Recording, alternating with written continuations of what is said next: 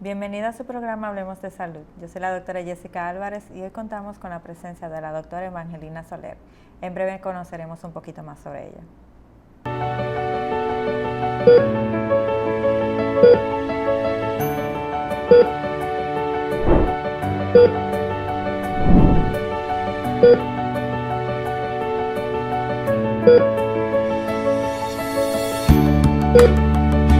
Senazata. Es que cualquier pregunta que tú quieras saber, llama que aquí estamos para resolver. Marca el asterisco 737 y te ayudaremos en un 2x3. Tenemos una oficina virtual, cualquier proceso tú podrás realizar. Consulta, traspaso, requisitos y cita. Tenemos a Sofía, tu asistente virtual. Te va a ayudar en la página web, también en Facebook y WhatsApp. Senazata. Con los canales alternos de servicio Senasa podrás acceder desde cualquier lugar, más rápido, fácil y directo. Senasa, nuestro compromiso es tu salud.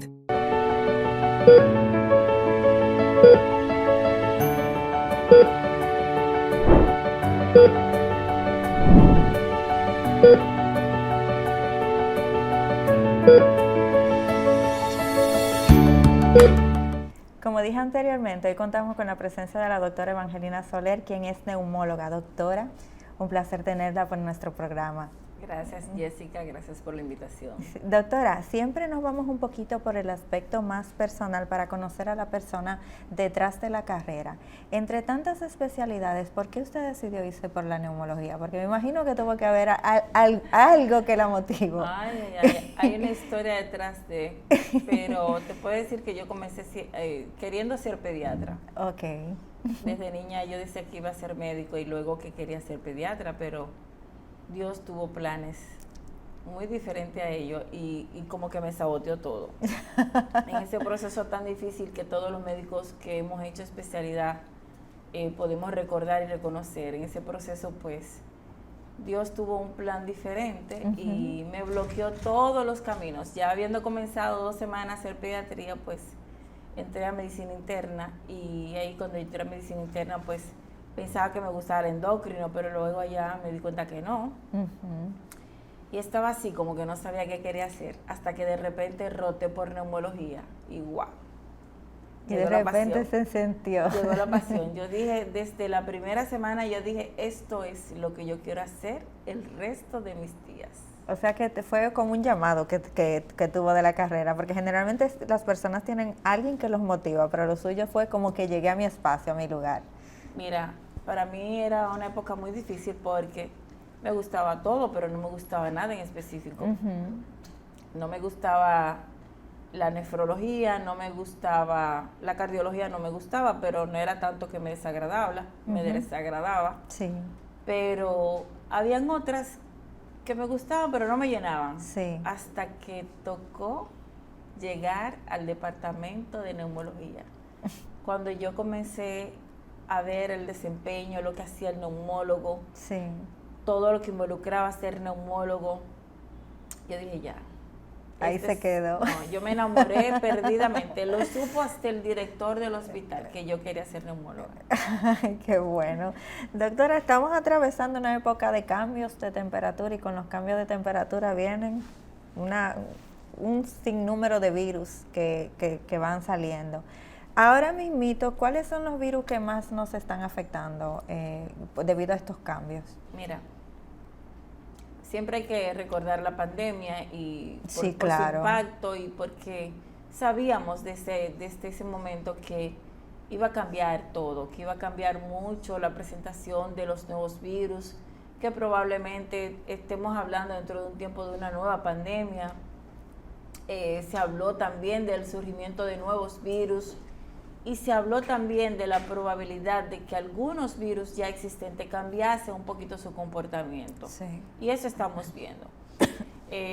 Las condiciones que tú mencionas, el cambio climático, la contaminación ambiental, todos los Sí. procesos atmosféricos que hemos vivido los últimos días, todo dan al traste con estas repercusiones respiratorias que estamos experimentando. Pero si tú te vas 2 meses atrás, Sí. te puedes dar cuenta que el comportamiento de las casuísticas de los procesos respiratorios que estábamos viviendo 2 meses atrás, entiéndase, septiembre, octubre, hasta agosto, con un incremento de los casos del virus de la influenza, Sí. que no era lo habitual. Lo habitual era que tuviésemos unas estadísticas más pronunciadas entre los meses de octubre, final de octubre, noviembre, diciembre, enero, febrero, que es cuando el invierno viene y este cambio de temperatura afecta principalmente a los pacientes que tienen enfermedades pulmonares preexistentes. Sí.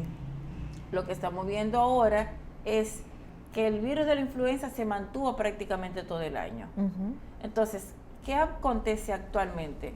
Acontece que además del virus de la influenza, tenemos otros nuevos virus, nuevos, porque son virus conocidos, pero con un accionar diferente a como estaba antes de la pandemia. Se han vuelto más potentes. Se han vuelto más potentes, están afectando a poblaciones que habitualmente no afectaban.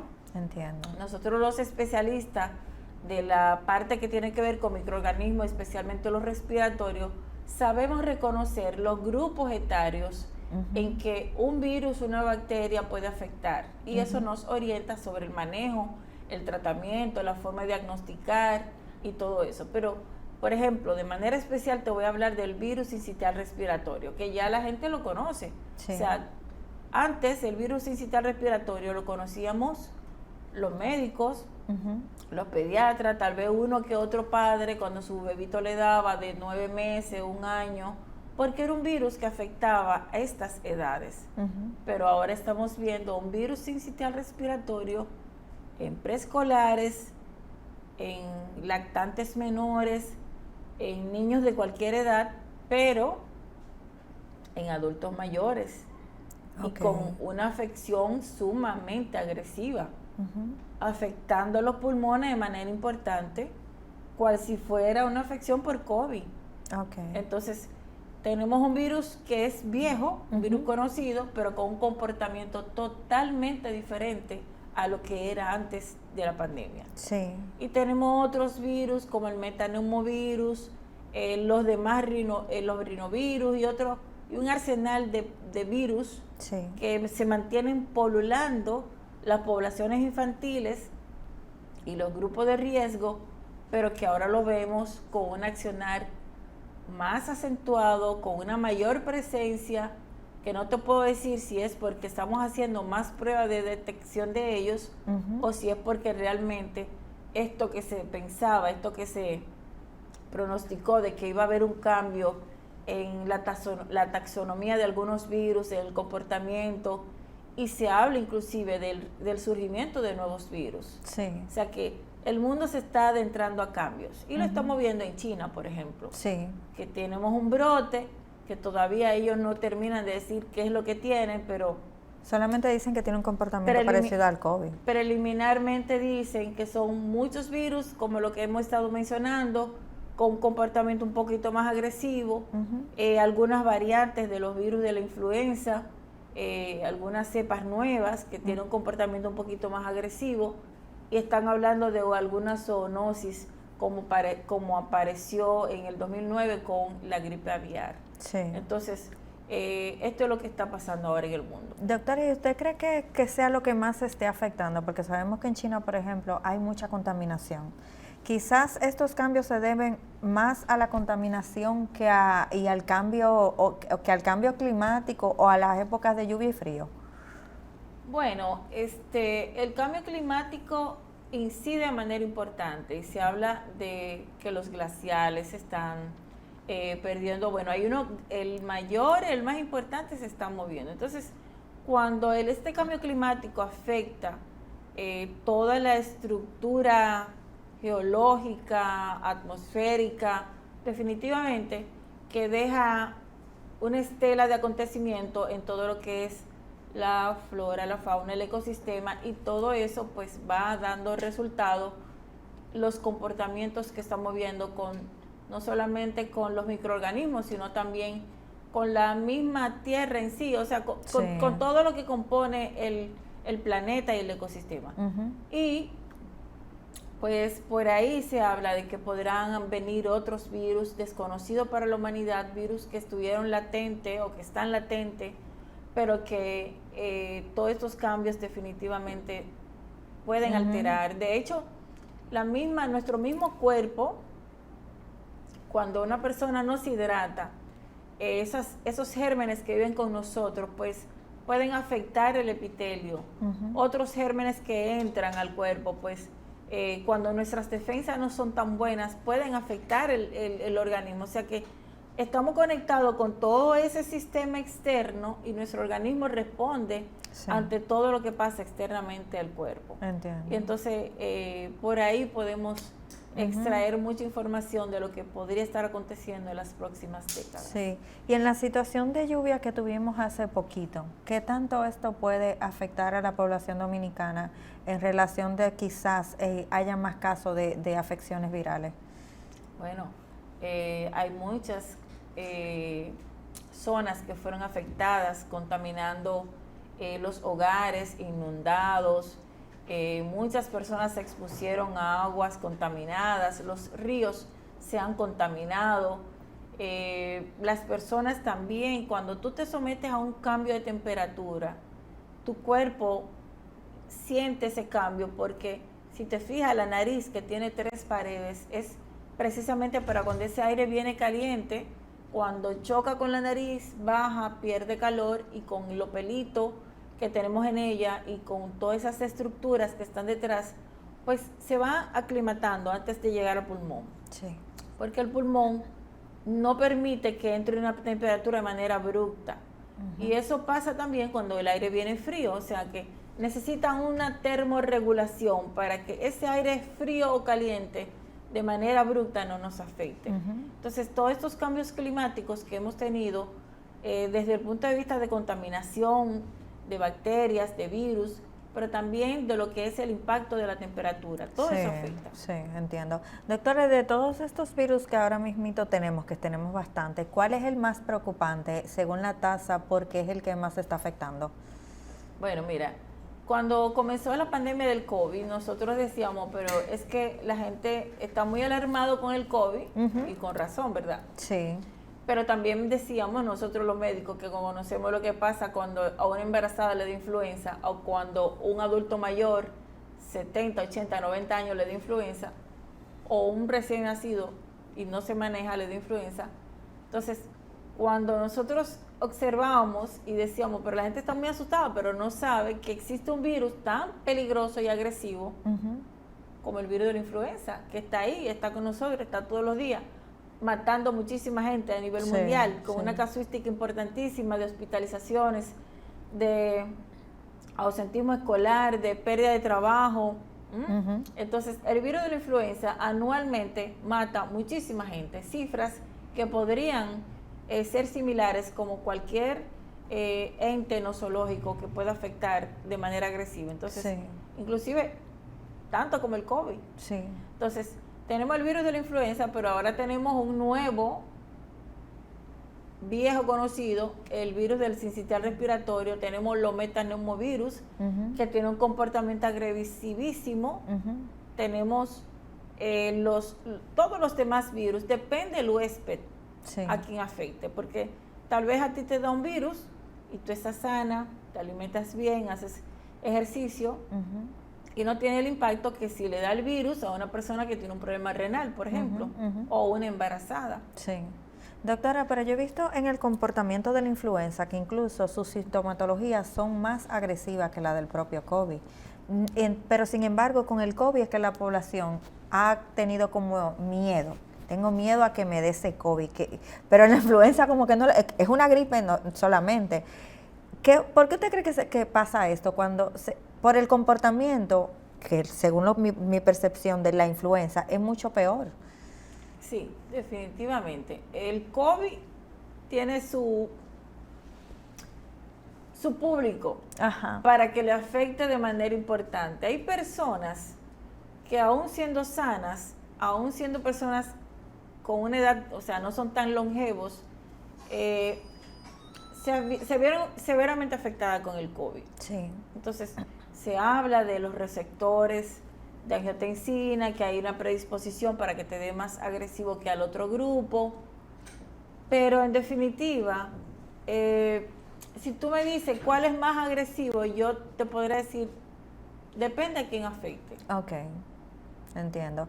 ¿Y la población que está siendo más afectada ahora mismo de la influenza? Porque ya del COVID ni se habla, a sinceridad. Pero sigue circulando. Sigue circulando, pero la gente se ha olvidado, ya es como que ni existe. Siempre nos vamos como a lo básico. Tiene una gripe muy mala o tiene una influenza. ¿Cuál es la población que está siendo más afectada ahora mismo con estos virus? Los niños. Mira, hace 3 meses atrás Ajá. estaban los niños. Sí. Pero ¿qué pasa? Que los niños lo llevan a la casa de los abuelos. Ajá. Entonces tú de vez en cuando te encontrabas un abuelo con un metaneumovirus, con una gran afección pulmonar, o un abuelo con un sincitial, y ahí comenzamos a reconocer que el sincitial respiratorio no tan solo está afectando a la población infantil, sino también que está afectando a las poblaciones de los adultos mayores. Sí, pero me está hablando en 3 meses hacia atrás, y en 3 meses atrás estábamos comenzando la temporada escolar. Y siempre que hay un inicio de temporada escolar es increíble cómo se incrementan los virus. ¿Por qué pasa este tipo de situaciones, doctora? Lo que pasa es que los niños son muy sociables.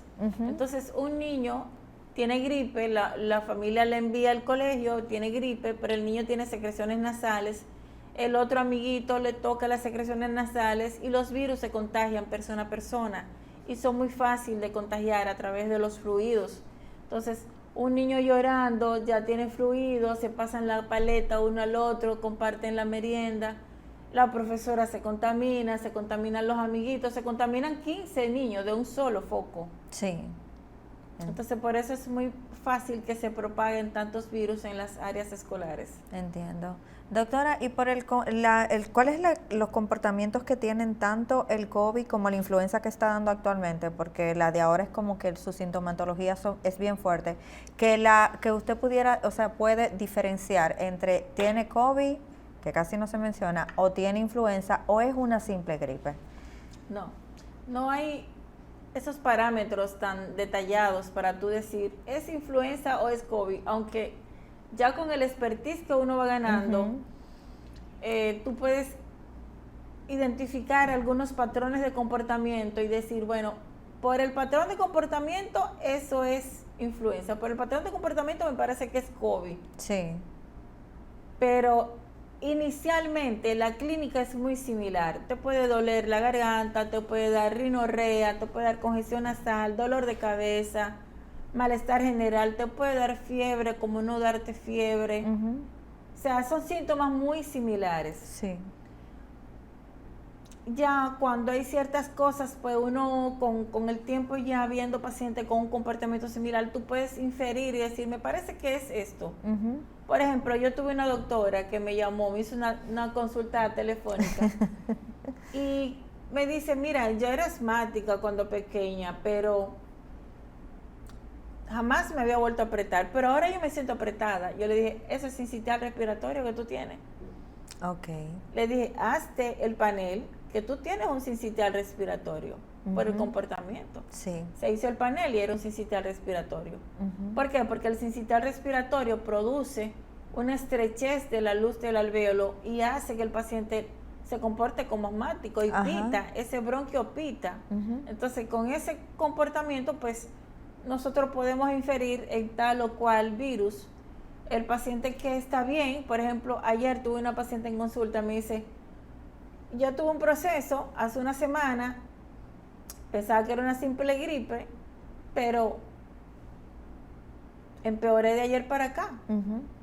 ¿Tú tienes COVID? Sí. Tú tienes COVID. ¿Por qué yo infiero en que es COVID? Porque ella tuvo su tormenta de citoquina a los 7 días y ella se sentía muy mal. Se sentía, me dice, doctora, fue el peor día de los síntomas. Eso es COVID. Sí. Hay algunas cosas que te orientan. De hecho, cuando estábamos con la pandemia, yo tenía una asistente que era una estrella, esa niña una estrella. Y nosotras ya identificábamos como los comportamientos de diferentes variantes. Sí. eso es Delta que tiene. Ella me decía, doctora, eso es Delta que tiene. Empezaron a identificar la cepa del COVID. Algunos comportamientos, algunas características en la sintomatología. Sí. Ese Delta. Ese paciente que llegaba, que le raspaban la garganta. Que se le iba la sensación del sabor y el gusto. Otro otro que le dolía la espalda de manera exquisita. Y habían algunas cositas que uno decía, eso es esta es la otra, y mandábamos a identificar las variantes y ahí estaba. Doctor, y de todos estos virus, ¿cuál es el que tiene más contagio o el que es más infeccioso de todos? Bueno, mira, dentro del coronavirus, tú sabes que una de las características más preponderantes de él, y por eso llegó a ser pandemia y de qué manera, fue su capacidad infectocontagiosa. Sí. Pero recuerda que llegó una señora a San Francisco y bastó una. Sí, ciertamente. Y así diferentes países con un solo caso contaminaron 30,000, 40,000 millones de personas. Ciertamente. Pero luego llega del mismo COVID una variante, la variante Omicron, como 15 veces mucho más infectocontagiosa. Ciertamente. Entonces, el coronavirus definitivamente que ha sido uno de los virus más infectocontagiosos en los últimos años que tiene la humanidad. Sabemos que cuando una persona tiene coronavirus se recomienda que se aíslen o que la aíslen para que no contamine a los demás. En el caso de la influenza el protocolo debería ser igual, porque muchas personas con influenza andan por la calle porque simple y llanamente tienen gripe. O sea, tienen gripe y una influenza que quizás tal vez no tienen que trancarse. Sí, pero la gente con más conciencia usa su mascarilla, se aísla un poco. De hecho, hoy precisamente llegó una paciente y me dice, doctora, mi niña tiene 3 años, no tengo manera de decirle no te pegues de mí, yo dormí con ella pero con mascarilla. O sea, la gente ya tiene conciencia del uso correcto de la mascarilla y proteger sobre todo a las personas vulnerables que están a su alrededor, a sus compañeros de trabajo, porque tú puedes ver un compañero de trabajo tuyo que es muy fuerte, muy fornido, pero tiene a la mujer embarazada. Y si le da influenza y no se trata correctamente, pues podría ser muy malo para ella. Claro. Doctora, y en esta época, sobre todo por los cambios de temperatura, ¿cuál sería el protocolo de prevención que pudiéramos tener nosotros para evitar el contagio de estos virus? Mira, a la población en sentido general yo siempre les digo, es muy saludable antes y después del COVID mantener las manos higiénicas. Tú saludas a una persona y tú no sabes si esa persona se limpió la nariz, si tuvo algún tipo de secreción contaminada. Entonces, lavarse las manos de manera frecuente es una muy buena acción. Hidratarse bien, alimentarse bien, nutrirse con frutas. En nuestro país es rico en frutas. Otra cosa sumamente importante que yo aprovecho los medios siempre para hablar de ella, la vitamina D. Tomar vitamina D. Antes nuestros padres nos daban vitamina de perlita bacalao que tenía una porción de vitamina A y una porción de vitamina D. Sí. Ahora yo le digo a la población, tome vitamina D, hágase sus niveles, determine cuánto tiene de nivel de vitamina D, porque la vitamina D, más que una vitamina, es una hormona con un papel protector muy importante para el sistema inmunológico. Sí. Y las personas que viajan, pues, viajar con sus mascarillas, porque hay otros países que tienen mucho mayor cantidad de procesos virales y en los aviones de manera importante hay que tomar las precauciones debidas porque son muy contaminados. Sí. Si usted va a un centro de salud, vaya con su mascarilla si usted tiene factor de riesgo. Entiendo. Yo creo que a grosso modo son como las medidas que uno puede decir. Y ahora para las fiestas navideñas. Sí. Si usted está afectado de un virus, si usted sabe que se va a reunir con los abuelitos, que se va a reunir con esa persona que tiene una enfermedad debilitante, una enfermedad catastrófica, no vaya. Sí. Quédese usted en su casa. No vaya a contaminar a 15 personas. Ciertamente. En la sintomatología me ha dicho que son diferentes dependiendo de la población afectada. ¿Quiénes son los que tienen los síntomas peores de los pacientes? los que son asmáticos, quizás algún paciente que sea alérgico solamente, ¿cuál es el cuadro de estos pacientes, doctora? Los síntomas, peor o no peor, pues es como muy variable, porque una persona puede tener una respuesta ante un virus con mucha sintomatología, pero no cala en su salud. Ahora, ¿quiénes se afectan más desde el punto de vista de salud, del impacto negativo que tiene ese virus dentro de ese cuerpo? Los extremos de la vida, los más pequeñitos y los adultos más mayores, los más viejitos, los ancianos. Y esto es porque el sistema inmunológico está debilitado en esos dos extremos, por eso se recomiendan las vacunas en ellos. Sí, justo de eso vamos a hablar, pero eso sería después de la pausa, doctora. Lastimosamente tenemos que irnos. En breve regresamos con su programa Hablemos de Salud.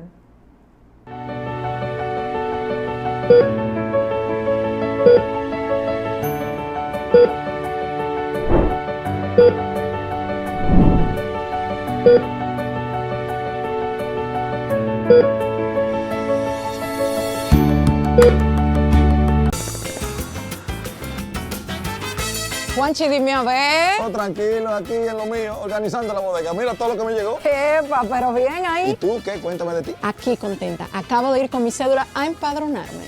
¿Empadró qué? ¿Y qué es eso? Mira, hombre, eso es que te inscriben para votar por tus candidatos de RD, pero desde el exterior, como si tú fueras a votar allá, pero viviendo aquí. Porque, ajá, uno vive aquí, pero el corazón lo tiene allá. ¡Sabroso! Pues llévame contigo que yo no me voy a quedar fuera. Vamos. Julia, busca tu cédula que vamos allí a empadronarnos. Empadrónate por la patria que llevas dentro. Junta Central Electoral. Garantía de identidad y democracia.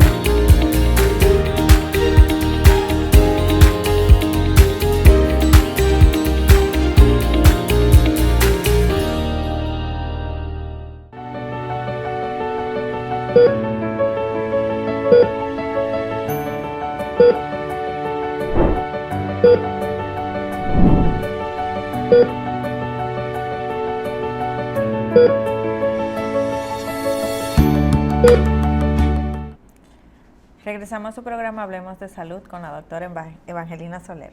Doctora, nos quedamos en la vacuna, que me imagino que es la fuente de prevención más importante que tenemos. Ahora mismo, para todos estos virus, ¿cuáles vacunas tenemos disponibles?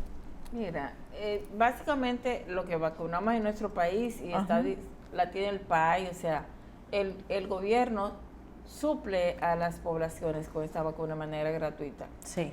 Y también la tenemos los médicos de manera privada, los pediatras, los neumólogos, algunos cardiólogos, porque tiene mucha importancia vacunar a la población, sobre todo a la población que es vulnerable. Sí. Entiéndase las embarazadas, los lactantes de más de 5 meses y los adultos de más de 60 años. Entonces, el virus de la influenza están cubiertas con estas vacunas. Esas son vacunas de aplicación sencilla, no tienen mucho riesgo, las personas se inyectan, se vacunan y siguen trabajando y todo bien. Hacen toda su vida todo bien.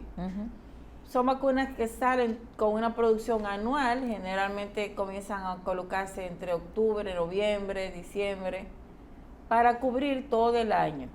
Entonces, se colocan anualmente un refuerzo y así la persona está protegida. Sí.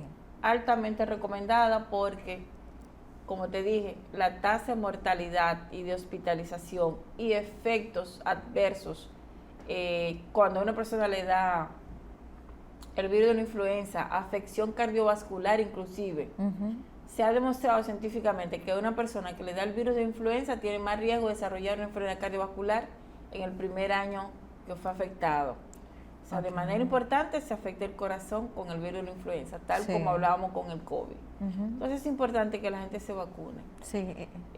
Tenemos vacuna contra el Streptococcus pneumoniae, que es un es una bacteria que está relacionada con prácticamente todas las edades, o sea, afecta a los pequeñitos, afecta a los lactantes, afecta a los preescolares, afecta a toda la población y especialmente los grupos vulnerables. Entonces, el Streptococcus pneumoniae se coloca una primera dosis y a las 4 semanas se coloca una dosis de refuerzo y ya no tienen que vacunarse más porque es una vacunación de por vida y tiene varias cepas incluidas para evitar que las personas hagan neumonía con el agente causal más frecuente, que es el Streptococcus pneumoniae. Se habla de la vacuna del virus sincitial, pero no está en nuestro país. Hay otros países que le están colocando. También ahí está recomendada, pues estamos viendo los estragos que está produciendo este virus viejo, pero con un comportamiento nuevo. Sí, entiendo. Doctora, de todas estas cuando uno se va a poner todas estas vacunas, ¿tiene que tener un protocolo antes de colocarlo? ¿Tiene que cumplir algunas? Hay personas que quizás no puedan ponérsela por X o Y. Ilumínenos un poquito con esto, porque a veces, vamos, ponme tal vacuna, pero no sabemos si es correcto o no hacerlo. Sí, hay un protocolo. De hecho, cuando vino el asunto del COVID, estaba mucho en boga de si me coloqué la vacuna del COVID y a qué tiempo me puedo colocar la vacuna del estreptococo. Que si me coloqué la vacuna de la influenza, ¿en qué tiempo me puedo colocar la vacuna del estreptococo? Sí. La vacuna del estreptococo y de la influenza se pueden colocar simultánea. De hecho, nosotros la colocamos simultánea, al mismo día se la colocamos al paciente para garantizar que el paciente se vaya vacunado, porque a la gente se le hace como tedioso ir a vacunarse. Entonces, se puede colocar una en un brazo y la otra en el otro brazo, pero lleva un protocolo, porque si te dio COVID, hay que esperar por lo menos 3 semanas antes de colocarte la vacuna. O sea, son cosas que manejamos las personas que estamos en este mundo de vacunar a los pacientes. O sea, una gente por sí sola no debe de ir a decir, mira, ahora me quiero poner esta, ahora me quiero poner la otra, porque hay cosas que hay que tener en consideración. Anteriormente, la vacuna del estreptococo se colocaba porque era una sola, o sea, estaba la Neumo 23, que era la vacuna que se utilizaba para vacunar a las personas y protegerla contra 23 cepas del neumococo, el Streptococcus pneumoniae, que es el mismo. Entonces, esa vacuna en 5 años se producía un refuerzo, pero ya no necesita ese refuerzo de 5 años, porque tenemos un refuerzo que se hace a los 2 meses con la Prevenar 13. O sea, se coloca primero la Prevenar 13 y después la Neumo 23. Pero ¿qué pasa? Que si tú te colocaste la que estaba anteriormente, que era la Neumo 23, para tú colocarte la Prevenar 3, o sea, hacerlo al inverso, como se hace ahora, tienes que esperar 1 año. O sea, son cosas que sabemos lo que manejamos vacunas, lo que colocamos ese tipo de inmunización, pero la gente en sentido general, inclusive muchos médicos, no conocen este tipo de cosas. Entonces hay que leer un poquito, no es difícil, es solamente leerlo y adecuarse con los conceptos correctos, pero es de esta manera como invito a la gente a que busque a los profesionales que te pueden orientar. El PAI tiene un buen centro de vacunación, los centros de vacunaciones del país que funcionan fuera del centro del PAI también son buenos, o sea, hace un tiempo que el país funciona muy bien con el asunto de la vacuna. Entonces, ir donde las personas correctas para buscar el apoyo de una vacunación en el momento indicado y en el momento apropiado.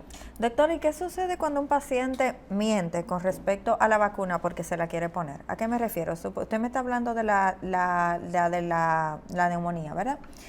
Y quiere ponerse la otra de refuerzo y no quiere esperar el año. Y dice, bueno, no, yo no me he puesto esta, póngame póngame la otra, que no tengo problema con eso. ¿Cuáles serían esos efectos secundarios o el daño que pudiera causarle a la persona? Porque sabemos que somos una población muy dada a la automedicación y a esconder la información al doctor. Sí, definitivamente. Pero mira, todavía no se ha estudiado con exactitud qué cosas podrían pasarle a una persona que violente esos procesos. O sea, que si ahora decimos que se inicia el esquema con la Prevenar 13 y que se complementa a los 2 meses, que ya no te tiene que volver a colocar, Si la persona lo hace al revés, como estaba anteriormente, que estaba la Neumo 23, y era con un refuerzo a los 5 años, si no cumple ese año, Sí. no hay como muchas estadísticas como para yo decirte, mira, le puede pasar esto, una reacción de hipersensibilidad, X o tal cosa. No hay mucho estudio que te puedan avalar o yo decir con una data importante que pasa tal o cual cosa. Pero la Entiendo. recomendación es que se haga de esa manera, que Sí. primero la Prevenar 13 y la Neumo 23 2 meses después, y que si tú por si acaso te vacunaste con la Neumo 23 previamente, que espere por lo menos un año antes de volver a iniciar el protocolo de Prevenar 13 y Neumo 23. Sí. Doctora, ¿cuál es la población y desde qué edad hasta qué edad que debe vacunarse y la que no debe vacunarse? Mira, se recomienda que, por ejemplo, para la influenza, Ajá. se vacune a partir de los 5 meses de edad. Ok. Que se vacunen las embarazadas. Anualmente y tiene que que se serlo. vacunen las personas de más de 60 años, pero también que se vacune toda persona que tiene riesgo. Por ejemplo, yo como personal de salud, todos los años yo me vacuno. Exacto. Y ya tengo mi esquema de Neumo 23 y de Prevenar 13 previamente. Y anteriormente tenía la Neumo 23 colocada. Ujú. Y tengo también la de tosferina, difteria, todo eso. Porque soy un personal de salud que estoy altamente expuesta. Exacto. Pero también las personas que tienen enfermedades cardiovasculares, es importante que se vacunen. Las personas que tienen cualquier enfermedad debilitante, es importante que se vacunen. Ujú. ¿Cuáles son las personas que se encuentran en mayor riesgo de sufrir una influenza que pueda llevarlo a una situación de peligro en su vida? Las embarazadas, Ajá. los niños con alguna enfermedad debilitante, los extremos de la vida. Una persona de más de 60 años, un diabético, una persona que tiene falla cardíaca, una persona que tiene daño renal, una persona que tiene daño hepático, una persona que tiene cáncer, las personas con afecciones pulmonares preexistentes, el EPOC, la bronquitis crónica, el enfisema, una persona asmática, son personas que tienen más riesgo de desarrollar una influenza con peores características desde el punto de vista de daño al cuerpo. Doctora, ¿cuándo un paciente debe ir a la consulta? Por cuando presente síntomas de alarma que le puedan indicar que pueden tener algunos de estos virus, porque vamos a lo mismo de siempre.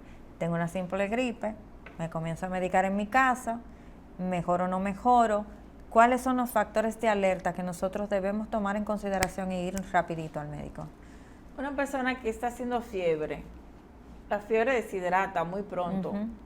Entonces una persona deshidratada, imagínate que tiene un daño renal y se deshidrata, es una persona que va a caer en un cuidado intensivo pronto, va a tener una alteración metabólica. Una persona diabética que comienza a hacer fiebre, se va a debilitar y su organismo pues no va a responder bien. O una persona con una enfermedad cardiovascular, lo mismo. El corazón, cuando tú lo sometes a un estrés porque está haciendo fiebre, porque se deshidrata, pues puede empeorar su condición preexistente. O sea, todo el paciente que tiene enfermedad neurológica, todo aquel que tenga una enfermedad previa y tiene un virus y se ha debilitado porque se siente débil, que se siente fatigado y que tiene fiebre que no mejora, pues debe de acudir de inmediato al médico. O una madre que está viendo un niño con letargo, que no quiere comer, que no juega, que no se estimula para estar en el entorno con las demás personas, que lo ve totalmente apático, pues debe de llevarlo al médico. Los peligros de la automedicación, doctora, en situaciones de virus. Esto yo siempre lo toco porque en verdad tenemos mucha facilidad de buscar el medicamento, a veces hasta sin receta. Ni siquiera sabemos si estamos ingiriendo lo necesario para lo que tenemos. Entonces, ¿cuáles son los peligros de esta automedicación con todos estos virus? Bueno, para decirte, por ejemplo, el antiviral que se utiliza para el coronavirus es teratogénico. Pero inclusive para el esposo, si lo toma y la esposa está embarazada, puede pasarle la sustancia a través del semen. O sea, son cosas que la población no maneja y tampoco maneja el que ni siquiera llegó a ser bachiller y está enfrente de una farmacia, que la mayoría de la gente va y le pide orientación. Mira, ¿qué me tomo para esto? Entonces, no automedicarse, porque hay medicamentos que tienen contraindicaciones, otros que hacen interacción medicamentosa con otras sustancias. Lo ideal es no automedicarse. Sí, sería lo ideal. Y en el caso de los niños también esta automedicación, porque generalmente cuando lo vemos con fiebre al niño, vamos derechito a comprar cualquier cosa que lo que necesitamos es que baje la fiebre. No necesariamente quiere decir que estamos subsanando el virus, sino que podemos estar empeorando el cuadro. No, y tú tienes, por ejemplo, un dengue. Ajá. Que se parece muchísimo a la sintomatología de una influenza. Ciertamente. Entonces tú comienzas a tratar al paciente con aspirina, por decir tu nombre, para bajar la fiebre, o con una sustancia que te pueda alterar las características de las plaquetas, y el niño lo que tiene un dengue.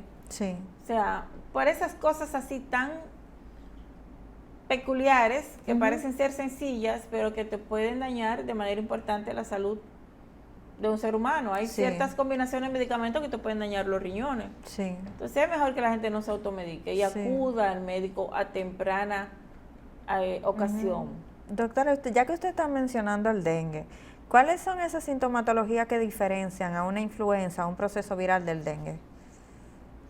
El dengue produce mucho dolor articular, mucha artralgia, dolor detrás de los ojos. Pero eso mismo te lo puede producir cualquier virus. Ciertamente. Y una migraña horrible también el virus te puede producir. No hay muchas características que tú puedas decir, bueno, por esto y esto y esto, yo pienso que es, inclusive en los laboratorios, tú puedes tener un virus que te baja las plaquetas y que te baja los glóbulos blancos, como lo hace el dengue. O sea, se parecen mucho, porque son virus, al final son virus. Y el organismo responde de una manera muy similar ante la presencia de los virus. Sí. Entonces, por eso es importante acudir al médico. Porque el que tiene 10 años, 15 años tratando una enfermedad, pues de seguro que va a saber más que usted, que ni siquiera estudió medicina. Sí. Doctora, ¿y en su clínica o a través de su experiencia, cuál es el protocolo de tratamiento y cuánto duran estos virus circulando en nosotros? ¿Y cuál es la etapa donde más es infeccioso? O sea, somos peligro para los demás. Mira, los virus por lo regular tienen 2 etapas.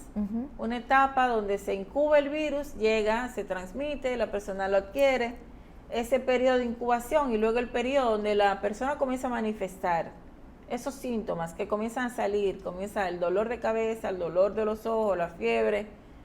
Desde el momento que el virus entra hasta el 7º día, 10 días, una persona puede ser o no contagiosa. Ok. Entiendo. Y la sintomatología que generalmente queda después de un virus, sobre todo cuando son estos que son... secuelas. Sí, esa secuela. ¿Cómo tratamos eso? Porque vemos, por ejemplo, estos niños que quedan como con esta flema, con este roco cada vez que tosen.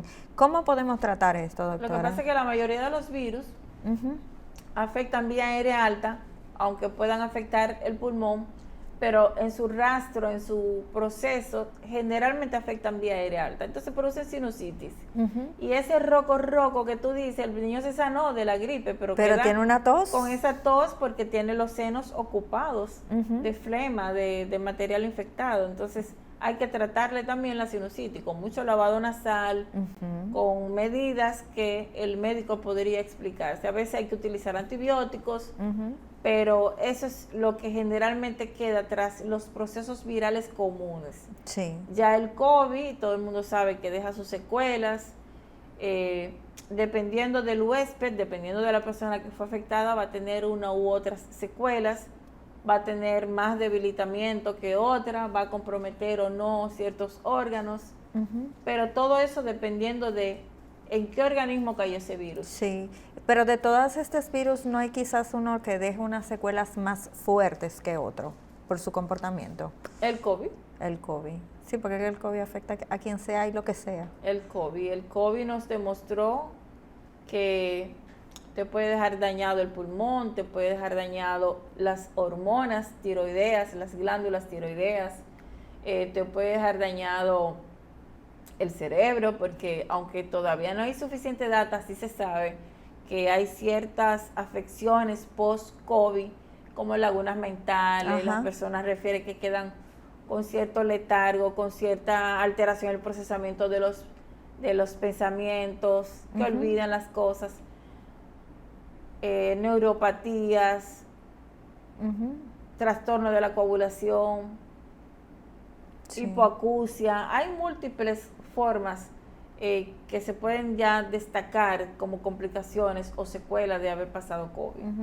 Doctora, ¿estas secuelas que tiene el COVID son más frecuentes en los adultos o también lo podemos encontrar en los niños? Porque generalmente los estudios se enfocan más en el adulto que en el niño. El COVID no afectó tanto, o sea, si hacemos un estudio comparativo, y de hecho se hizo, aunque a destiempo, pero lo rápido, la prontitud, se vio que el COVID afectaba más a las personas con ciertos factores de riesgo, a los obesos. Entonces, si tú tienes un niño que es obeso, tal vez siendo él solo niño no le afecte tanto, pero si es niño pero es obeso, tal vez le afecte como le podría afectar a un adulto. Pero sí se vio que el COVID afectó más a las personas adultas, especialmente a las personas ya con algún tipo de riesgo en su salud. Doctora, ¿por qué usted cree que ese tema como que está mermado cuando aún sigue latente y sigue circulando el respecto al COVID? ¿Será porque hemos aprendido a vivir con él o porque quizás le estamos restando importancia?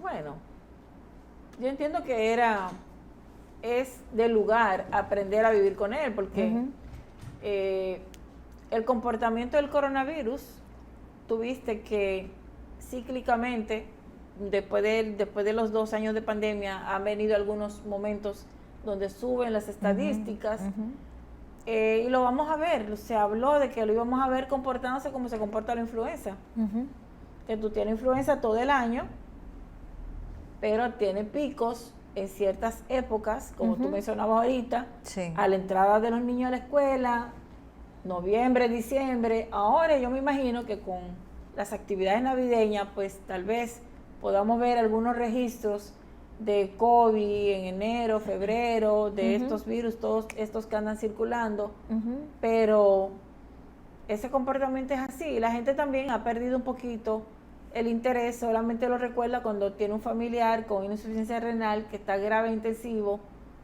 porque a veces ni los mismos médicos lo recuerdan ya. Exacto, como que ni siquiera es una prueba que se está mandando a hacer, ciertamente. Así es. Sí. ¿Todavía estamos teniendo resistencia con la vacuna del COVID o usted ya entiende que nuestro país está lo suficientemente educado para entender que debe ponérsela? Hay resistencia, la gente definitivamente no tiene interés. De hecho, hay poblaciones, yo tengo una población de pacientes que la mayoría está vacunado con el refuerzo que tiene la Omicron, pero la mayoría de la gente dice que no quiere ponerse nada. O sea, ahí hay un poquito se ha hablado mucho de las vacunas, de los efectos secundarios. Entonces, exactamente. La gente, yo le escucho en la consulta y me preguntan y tú le sientes la inquietud y las dudas. Hay un poquito de reticencia con eso. Sí, ¿y qué tan peligroso sería, sobre todo para estos pacientes que tienen sus condiciones sistémicas que se pueden agravar mucho con el COVID, implicaría no ponerse la vacuna para ellos? Bueno, mira, el Omicron, que es el refuerzo, es básicamente por Omicron, porque Omicron no está contemplada en las vacunas anteriores. Sí. Pero el Omicron, al igual que las demás variantes del coronavirus, tiene un grupo de pacientes al que más le va a afectar para producirle grandes daños. Entonces, esas poblaciones en riesgo, pues si tienen la oportunidad, que lo hagan, que se vacunen. Ya el que les dio el coronavirus de las variantes anteriores y que ya tiene su 2, su 3 dosis, pues yo entiendo que ya no hay ningún tipo de regulación que pida o que solicite a los pacientes para protegerlo aún más allá. Sí. Doctora, ahora sí estamos teniendo una temporada fría, pero hay una temporada de calor también que hace como que se disparen también, no sé si será virus o más las alergias, que es cuando viene el polvo del Sahara. ¿Qué es lo que sucede en esta época?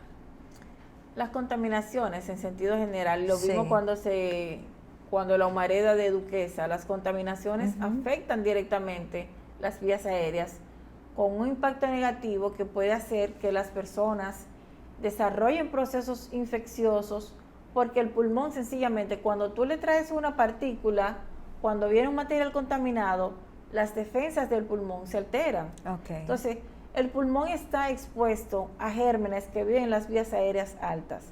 Y esos gérmenes son impactados y atrapados en la nariz con una serie de sustancias que oxonizan, que atrapan, que englomeran esas partículas, pero si el epitelio está debilitado porque previamente vino alguna sustancia que lo dañó, pues las defensas se merman. Entiendo. Nosotros tenemos gérmenes que viven habitualmente desde nuestra nariz hasta toda la orofaringe, tapizando la orofaringe, que viven con nosotros, pero viven una especie de simbiosis. Ahora, cuando viene un material particulado, contaminado con otros gérmenes o que altera nuestro epitelio, entonces hace más propenso los procesos alérgicos, pero también los procesos infecciosos y los procesos inflamatorios. En esta época entonces se producirían más procesos alérgicos que virus propios. Los virus son más propios de los ambientes entonces fríos. Los virus, pero hay virus también que polulan en épocas calientes. Por ejemplo, en verano tenemos los adenovirus, que se propagan mucho de una persona a otra, cuando sobre todo esos conglomerados, los campamentos y demás. Sí, claro. Pero hay ciertos virus como los que estamos viendo ahora, influenza, que afectan principalmente en los meses de invierno. Sí, entiendo. Doctora, lastimosamente se nos ha acabado el tiempo. Si alguien de la población desea ir a su consulta, ¿dónde podría conseguirla? Yo estoy en la Torre Profesional de Corazones Unidos, en la suite 606.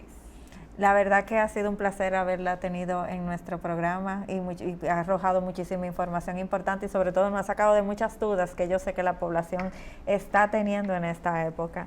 Esto ha sido todo por hoy en su programa Hablemos de Salud y hasta un próximo encuentro. Se despide Jessica Álvarez.